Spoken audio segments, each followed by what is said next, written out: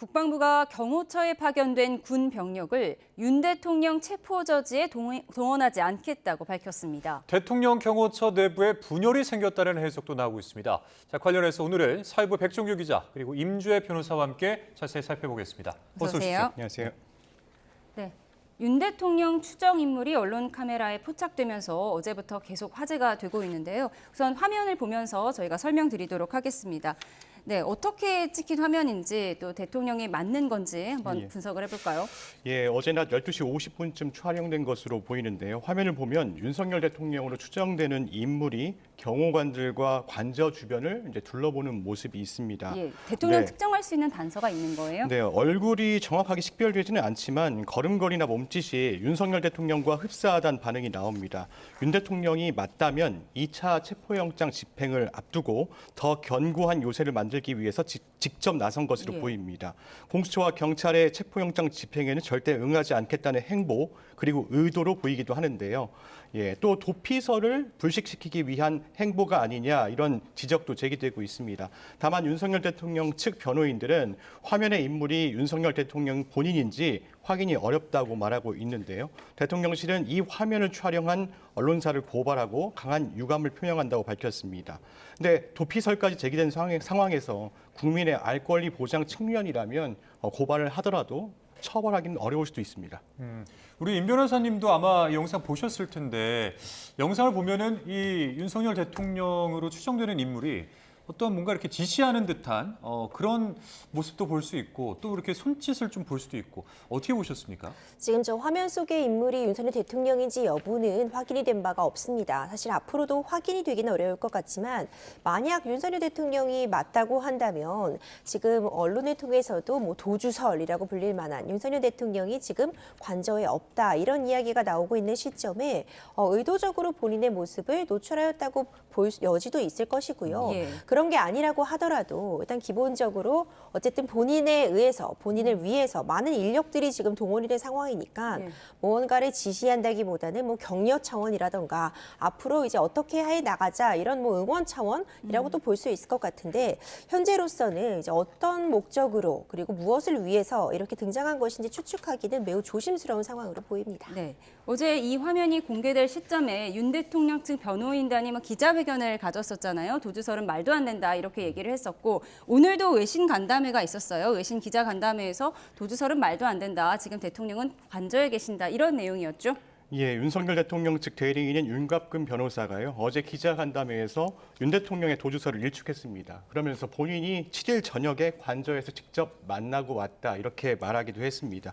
오늘 외신 기자간담회도 열었는데요. 이 자리에서도 윤 대통령이 관저에 있다는 것을 이제 거듭 강조했습니다. 그러면서 의심할 여지가 없다고 부연하기도 했는데요. 관저에 없다고 의심하고 도피설을 제기하는 사람들은 특정 목적, 음모를 만들려는 것이다 이렇게 강조하기도 했습니다. 그러면서 아무리 정치고 특정 목적이 있더라도 정도가 있어야 한다 이렇게 강조하기도 했는데요. 기자들이 윤석열 대통령에 대한 이제 근황을 묻는 질문에는 외견상 건강하다고 말하기도 했습니다.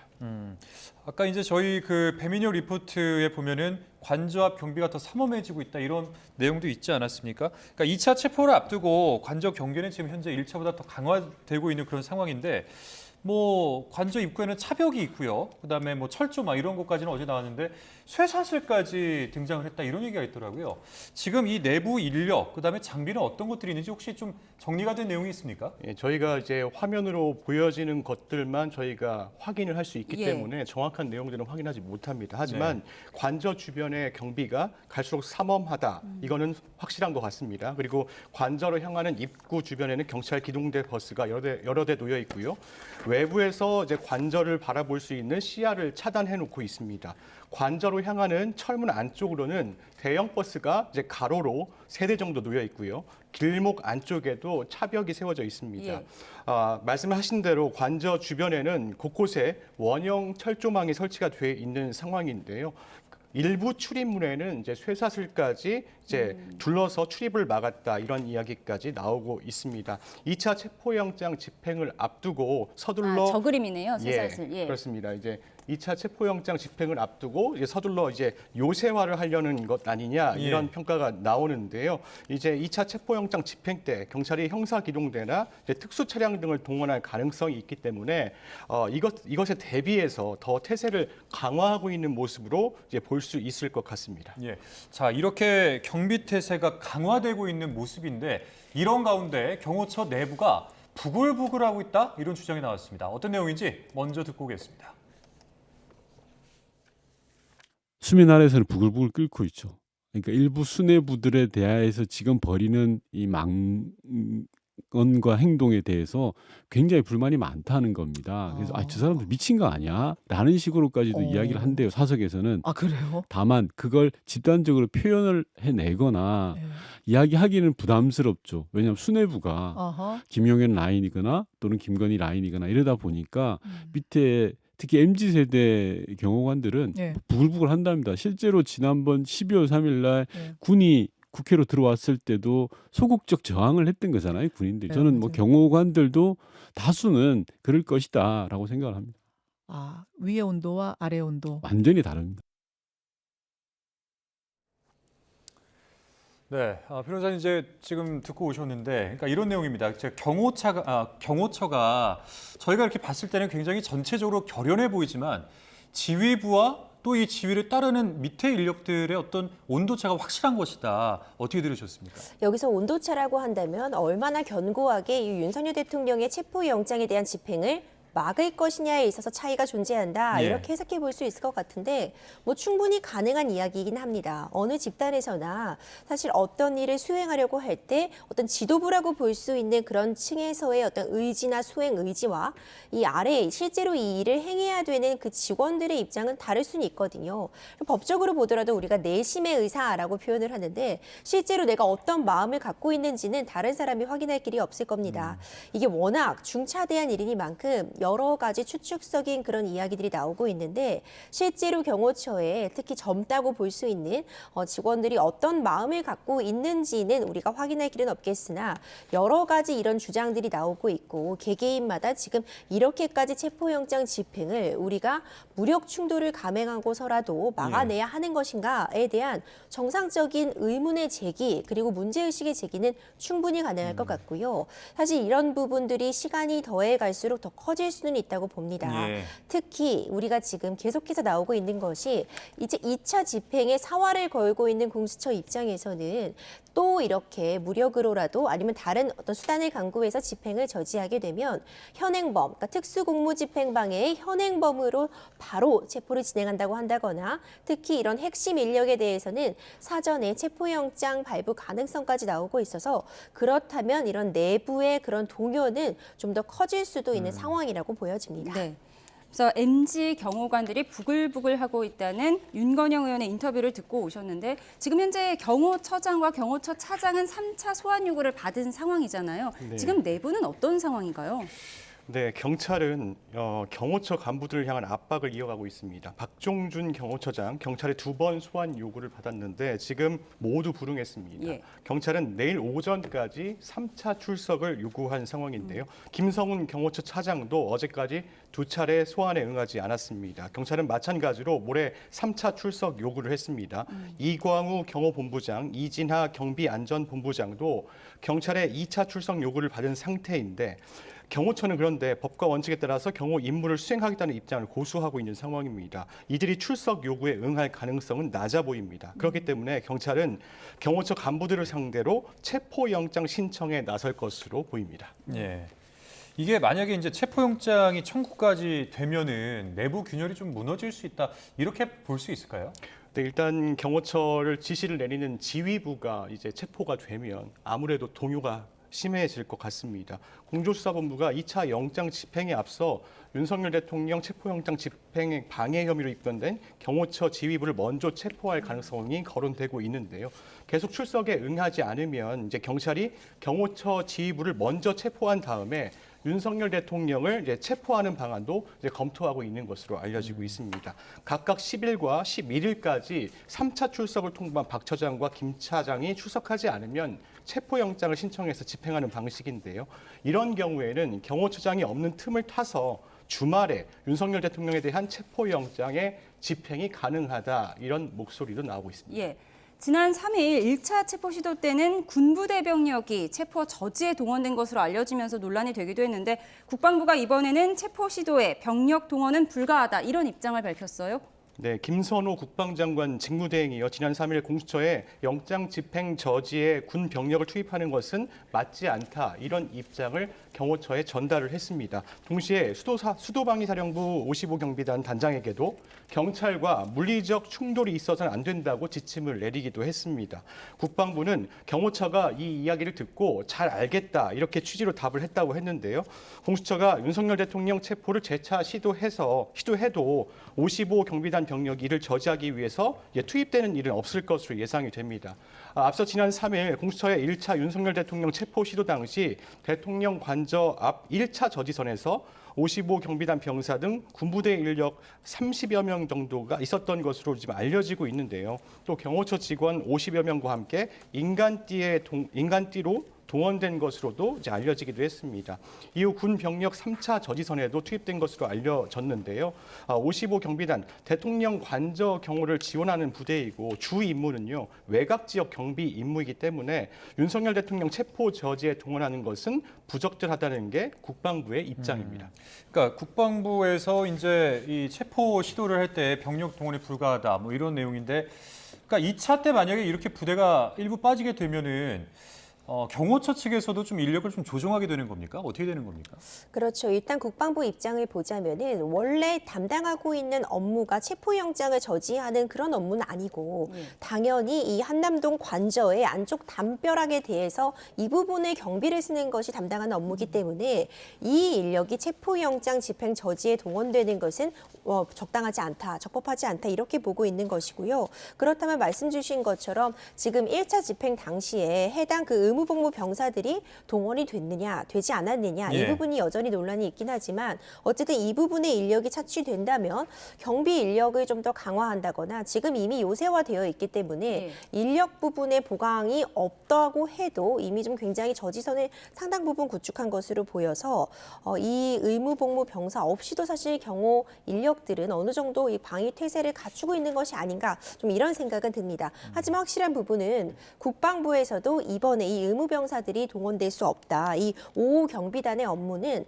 이 한남동 관저의 안쪽 담벼락에 경계를 서는 것이지 체포영장 집행 저지 업무는 이들의 업무가 아니다라고 한번 명확하게 선을 그었잖아요. 그렇기 때문에 이들이 동원될 가능성은 거의 없다고 봅니다. 예. 그런가 하면 경찰이 지난 3일 영장 집행을 방해한 사람들에 대한 신원 확인에 나섰다고 하는데 아무래도 2차 체포영장 집행을 앞두고 사전 압박을 하는 것이다 이렇게 봐야 할까요? 네, 그렇습니다. 지난 3일 이제 한남동 대통령 관저에서 윤석열 대통령에 대한 체포영장의 집행을 방해한 이제 26명의 신원 확인을 경찰이 이제 경호처에 공문을 보내서 요청을 한 겁니다. 경찰은 이제 체증을 했잖아요. 그 당시에 체증 자료를 분석해서 신원을 확인하고 있는 상황인데요. 당시에 불법 행위의 가담 정도와 앞으로 불법 행위의 이제 가담 여부를 종합적으로 고려해서 입건 여부를 결정할 예정입니다. 체증 자료의 판독 결과에 따라서 추가로 신원이 확인될 것으로 보이는데요. 공수처와 경찰 2차 체포영장 집행 이제 시기를 저울질하면서 경호처에 대한 사전 압박을 가하는 것으로 보입니다. 예. 그렇다면은 2차 이 체포영장 집행이 언제쯤 있을 것이냐 이 부분에 아마 굉장히 관심이 지금 모아지고 있는 그런 상황인데 뭐 주말이 될 수도 있다, 그리고 뭐 야간이 될 수도 있다, 새벽이 될 수도 있다 여러 가지 설들이 있더라고요. 지금까지 혹시 취재된 내용이 있습니까? 사실 지금 공수처와 경찰은 이 집행 시기, 집행 방법에 대해서 계속 이제 협의를 하면서 이야기를 하고 있는 상황인데요. 아직까지는 예단하기는 좀 어렵습니다. 1차 집행 시도가 이루어진 지 한 일주일이 지금 지났거든요. 그리고 2차 집행에는 이제 오랜 시간이 걸리지는 않을 것이다 이런 관측이 나오는데 이제 준비 기간이 길어지면 이제 대통령 관저를 요새화하는 대통령 경호처의 작업이 심화할 가능성이 큽니다. 또 비상계엄에 연루된 군경 지휘부가 이미 대부분 구속 기소된 상황에서 윤 대통령 수사만 지체할 수는 없는 상황이거든요. 일각에서는 이제 집회 인파가 몰리는 주말보다는 평일을 택할 가능성이 크지 않겠냐 이런 관측이 나오고 있습니다. 시기는 이르면 내일이나 아니면 13일 월요일 관측도 나오고 있습니다. 경호처장 등이 계속 출석에 불응하면 체포영장 신청을 하고 발부받아서 체포 가능성도 있는데 아까 말씀드린 대로 경호처의 지휘 계통을 먼저 흔든 뒤에 윤석열 대통령의 체포에 나설 가능성도 언급되고 있습니다. 2차 체포영장 집행에 성공하지 못하면 3차 집행은 현실적으로 불가능할 예. 것으로 보입니다. 영장 유효 기간도 일주일 아니면 그 이상으로 관측되는 만큼 준비의 시간을 더 드릴 수는 있는 상황입니다. 다만 영장 집행은 공수처장과 경찰 지휘부의 결단에 달린 문제입니다. 시기 선택은 여전히 유동적인 수밖에 없는데요. 일부에서는 이제 평일 야간에 기습 집행에 나설 가능성도 있다 예. 이렇게 예. 제기되고 있는 상황입니다. 네, 언제 어떤 방식으로 집행될지 지금 뭐 예상이 되지 않는데 다양한 시나리오가 나오고 있어요. 형사 기동대를 투입을 해서 뭐 견인차, 장갑차 동원해서 차벽이고 철조망이고 다 뜯어낼 거다 이런 예상도 나오고 있고요. 예. 경찰 특공대 얘기도 나와요. 지금 어떤 상황인가요? 일단 확실한 건 1차 집행 때보다는 인력을 대폭 늘리는 건 이제 확실한 것 같습니다. 형사 기동대 등 기동력과 이제 실전 경험을 갖춘 인원들을 대거 배치할 것으로 예상이 되는데요. 우종수 국가수사본부장은 이제 오늘 국민의힘 의원들을 만나서 특공대나 장갑차, 헬기 동원은 검토하지 않고 있다 이렇게 말하는 네. 것으로 전해지고 있는 상황입니다. 대신 형사 기동대가 투입될 가능성이 높습니다. 지난해 18년 만에 부활한 형사 기동대가 이제 시도 경찰청 강력팀 형사들로 구성되어 있거든요. 인원을 모두 합하면 1,300여 명 정도 될 것 같습니다. 경찰은 내란죄 수사 상황에서 체포 시도인 만큼 잡음을 차단하기 위해서 형사를 우선 투입하는 게 이제 맞다고 판단한 것으로 보입니다.